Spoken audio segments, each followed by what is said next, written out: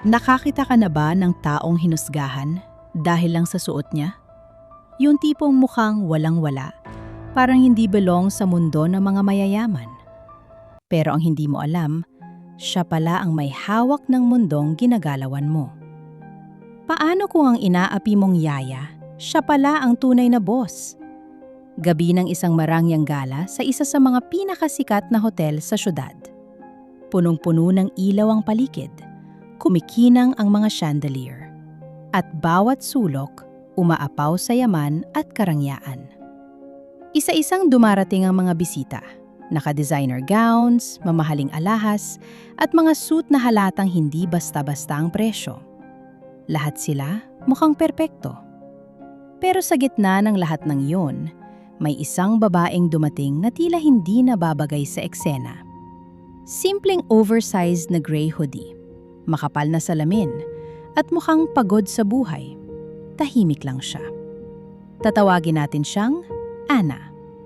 Habang abala ang lahat sa pagpapasiklaban ng yaman at estado, may isang matandang janitor na aksidenteng nahulog ang hawak nitong mop. At habang ang iba ay umiwas o nagkunwaring walang nakita, si Anna lang ang lumapit. Ngumiti siya at tahimik na tumulong. Walang arte, walang pag-aalinlangan. Simpleng kabutihan na bihira mong makita sa lugar na yon. Ilang sandali pa, dumating ang dalawang babaeng agad nakakuha ng atensyon ng lahat. Sina Chloe at Bianca. Puno ng alahas, puno ng kumpiyansa, at higit sa lahat, puno ng yabang. Sa bawat hakbang nila, parang sila ang may-ari ng buong lugar. Nang makita nila si Anna, agad nila itong tinawag. "Hey, ikaw!" Parang wala man lang pangalan, parang wala man lang pagkatao. "Dalhin mo to!" At basta na lang nilang ibinagsak ang mabibigat na shopping bag sa kanya. Hindi man lang ng tanong, hindi man lang nag-isip. Sa paningin nila, isa lang siyang utusan. Tahimik lang si Anna, walang reklamo. Pero habang naglalakad, sinadya siyang banggain. Natapon ang kape sa sarili niyang sapatos, at imbes na humingi ng tawad, tinawanan pa siya. "Clean yourself up," sabi nila na parang wala lang, na parang normal lang mangmaliit ng kapwa. Sa loob ng ballroom, mas lalo pang naging engrande ang lahat. Musika, tawanan, sayawan. Isang mundong puno ng kayamanan, pero kulang sa respeto. Sa isang madilim na sulok, nakatayo si Anna. Tahimik, nagmamasid, parang may hinihintay. At doon, dumating ang lalaking kinatatakutan at iginagalang ng lahat. Si Mr. Valderrama. Isang bilyonaryo, makapangyarihan, at hindi basta-basta nalalapitan. Lahat gustong mapansin niya, lahat gustong mapalapit sa kanya. Pero siya, tila may hinahanap na iba. Bigla na lang, naputol ang ingay ng buong ballroom. "May bracelet! Nawawala!" Sigaw ni Chloe. At sa loob lamang ng ilang segundo, nagbago ang ihip ng hangin. Lahat napatingin, lahat nagulat, at walang pag-alinlangan, itinuro niya si Anna. "Siya yan! Siya ang kumuha! Mukha palang magnanakaw na." Tumigil ang musika. Natahimik ang lahat.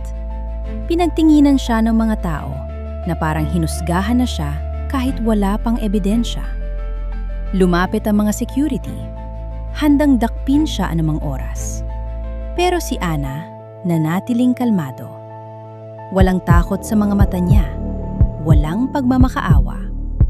Tinitigan lang niya ng diretsyo ang babaeng nag-akusa sa kanya. Lumapit si Mr. Valderrama. Tahimik, pero mabigat ang presensya. "Sigurado ka sa sinasabi mo?" tanong niya. Pero mayabang pa rin ang sagot.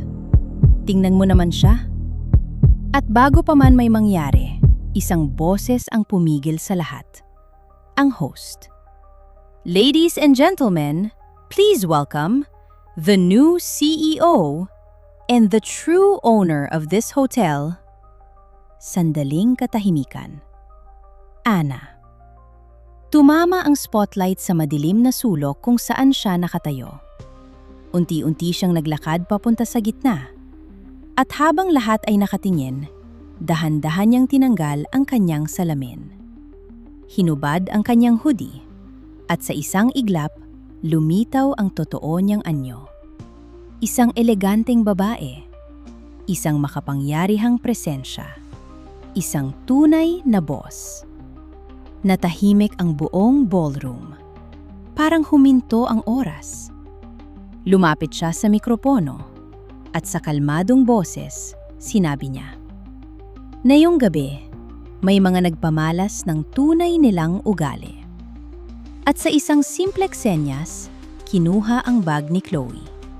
At doon, natagpuan ang nawawalang bracelet. Biglang nagbago ang lahat. Ang mayabang, naging takot. Ang mapanghusga, naging katawa-tawa. Kinaladkad palabas ang dalawang socialites habang ang buong ballroom ay nanonood. Walang tumulong, walang kumampi. At si Ana, nakatayo lang. Tahimik. Hindi galit, kundi may dignidad. Dahil ang tunay na yaman, hindi nasusukat sa suot mong damit o sa presyo ng alahas mo, kundi sa kung paano mo tratuhin ang ibang tao. Kaya mag-ingat ka kung sino ang minamaliit mo. Dahil hindi mo alam, baka isang araw, siya na ang nasa itaas.